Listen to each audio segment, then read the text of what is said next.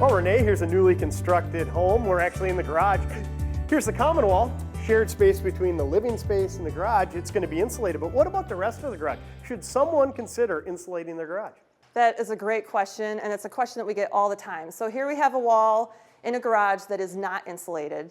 One of the things that you really need to think about whether or not to insulate your garage is what are you using the space for? Are you going to heat it full time? Is it going to be used as a workshop? Then definitely insulate it, yes. If you're going to even heat it part-time, where you think you might do a couple projects out here but not necessarily heat it full time, still insulate it, because if you're going to put a space heater out here and just to make it more comfortable while you're doing those projects, the insulation is going to help hold in that heat and make a difference. You also don't have to decide right away. If you're not going to drywall it, maybe it's a project that can be put on hold, and down the road when you actually know what you're going to use the space for, then you can decide. So it really depends on your situation. Give some thought. Are you going to use it? Right. Then you probably want to insulate it. I know that when I built a couple years ago, talked to you guys, we insulated it, and boy, am I glad I did. One of the biggest benefits I noticed is in the wintertime. We're not heating our garage, but the vehicles seem to be much warmer from the get-go. Yes, and that is exactly right. That's the case with my garage as well. Sure, so we're talking creature comfort here.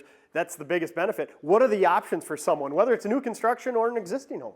Great question. There are 3 options that we can do in these wall cavities. So one option is spray foam.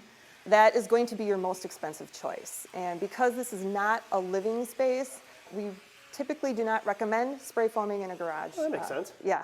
The most common method that we do is the fiberglass bat. I'd say probably 90% of garages that we do use an R13 in the wall, and we put an R25 blown in the ceiling. And that's going to be your most cost effective because, again, it's not a living space like a house.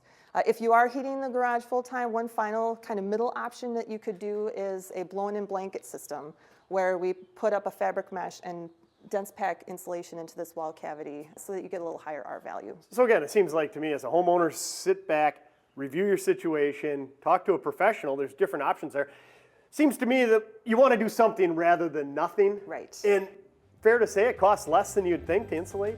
You're exactly right. And again, try and just think about what you're going to use the space for, and we can help you choose the right method.